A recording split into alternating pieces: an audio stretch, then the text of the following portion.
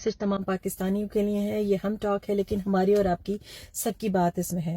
خاص طور پر ہمارے وہ پاکستانی بھائی جو اس وقت بہت مشکلات کا شکار ہیں اور سامنا کر رہے ہیں اداروں کا، بربریت کا اور سامراج کا. ہم سب کی دعائیں، بیرون ملک پاکستانیوں کی دعائیں آپ کے ساتھ ہیں اور ہم سب آپ کے لیے کھڑے ہیں. ہم ہر جگہ احتجاج کر رہے ہیں اور ہماری دعا ہے کہ انشاءاللہ اللہ تعالیٰ آپ کی ان قربانیوں کا پھل آپ کو دے اور انشاءاللہ پاکستان کو غلط حکمرانوں سے نجات نصیب ہو. خالی عمران خان کی بات نہیں ہے، یہ ہم سب کی لڑائی ہے. 1947 میں جب ہمیں پاکستان کے یہ تحفہ عطا ہوا تو اس کا مقصد یہ تھا کہ مسلمانوں کو ایک الگ ملک فراہم کیا جائے جس میں وہ اسلام اور اللہ اور رسول کے بتائے ہوئے، رسول پاک صلی اللہ علیہ وسلم کے بتائے ہوئے طریقوں پہ چل کے اپنی زندگی گزار سکیں، جس میں شریعت کا نفاذ ہو، جس میں اسلامی قوانین ہوں، جس میں کسی کی عزت پامال نہ کی جا سکے، جس میں تمام حقوق جو ہیں وہ محفوظ ہوں. لیکن ہوا کیا، ان 75 سالہ تاریخوں میں پاکستان کو کمزور کرنے کی ہر ممکن کوشش کی گئی. یاد رکھیے یہ پہلی دفعہ نہیں ہے، یاد رکھیے کہ یہ پہلا لیڈر نہیں ہے، لیکن یہ آخری لیڈر ہو سکتا ہے اگر ہم نے آج کوشش نہیں کی. اگر ہم نے پچھلے لیڈرز کی طرح اس لیڈر کو بھی کھو دیا اور اس لیڈر کے بتائے ہوئے طریقوں پہ چلنے کے بجائے ہم نے افراتفری میں یہ وقت ضائع کر دیا تو ہمارے ہاتھ کچھ نہیں آئے گا.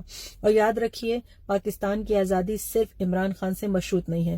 اللہ تعالیٰ عمران خان صاحب کو بہت زیادہ لمبی عمر عطا فرمائے اور ان کو یہ توفیق اور ہمت عطا فرمائے کہ وہ پاکستان کے عوام کو پھر سے لیڈ کر سکیں.